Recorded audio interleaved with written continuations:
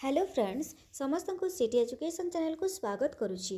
तो फ्रेंड्स देखंतु पुणी थे आ गोटे डिस्ट्रिक्ट ओडिशा आदर्श विद्यालय तरफ आसी जाइए टीजीटी बहुत सारा टीचर्स रिक्वायरमेंट कौन सी ओटीटी सीटीटी कि ऑस्टेट एग्जाम आवश्यकता ना केवल वर्क इन इंटरव्यू द्वारा सिलेक्शन करी आपण मैंने चाहते पार्ट टाइम हिसाब से आपण मैंने जॉब करेंगे तो कौ सब आपंकर पोस्ट आसी कौ डिस्ट्रिक्ट रू आसी सैलरी कौन रहीपर आवेदन करेंगे पूरा डिटेल्स आम सबकि भिडियो जाना।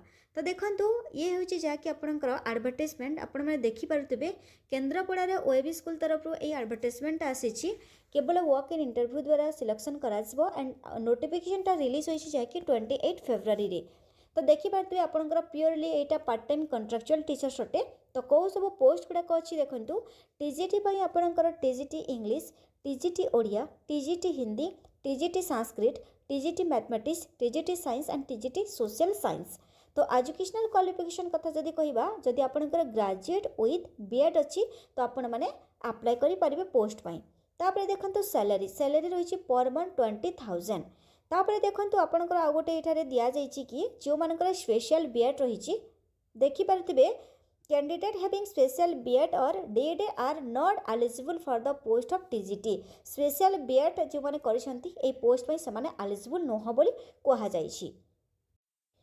तापर देखो आपंकर आप्लिकेशन फॉर्म दि जाइए आपण मैंने ये आप्लिकेशन फॉर्म को प्रिंट आउट काढ़ी भल भाव सबकि फिलअप करेंगे एंड फिलअप कलापर जहाँ भी आपंकर सबकि एसेंशियल एजुकेशनल डॉक्यूमेंट गुड़ाक रही मैट्रिक है ग्रेजुएशन आपंकर +2 है जहाँ भी आपंकर बीएड जहाँ भी क्वालिफिकेशन रही बीएड है पीजी है जदि आपंकर एक्सपीरियंस रही एक्सपीरियंस सर्टिफिकेट देवे सबकि सेल्फ अटेस्टेड तापर आपंकर 2टा पासपोर्ट साइज फोटो देवे एंड गोटे आइडेंटिटी प्रूफ देवे सबकि आपंकर डॉक्यूमेंट गुड़ाक सेल्फ अटेस्टेड कॉपी गुड़ाक अटैच करेंगे एप्लिकेशन फॉर्म सहित आ जो एड्रेस रही देखु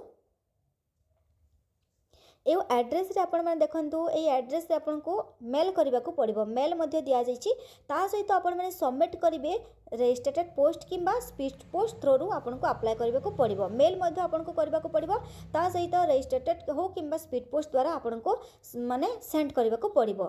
ठीक अच्छे लास्ट डेट हूँ आपंकर मार्च 10 पूर्व आपन को अप्लाई करने को पड़ो। एंड देखंतु जहाँकि दि जाइए physical document verification is to be held on 13 March 2024 माने डॉक्यूमेंट वेरिफिकेशन केबे हबो 13 मार्च रे आपनकर 13 मार्च रे जहाँकि गुरुवार दिन डॉक्यूमेंट वेरिफिकेशन हबो कोठारे हबो ओएबी टरांडो केन्द्रापड़ा ठारे हबो जहाँकि एट देइछे 10 AM माने 10 तारीख ओएबी टरांडो केन्द्रापड़ा ठारे डॉक्यूमेंट वेरिफिकेशन हबो।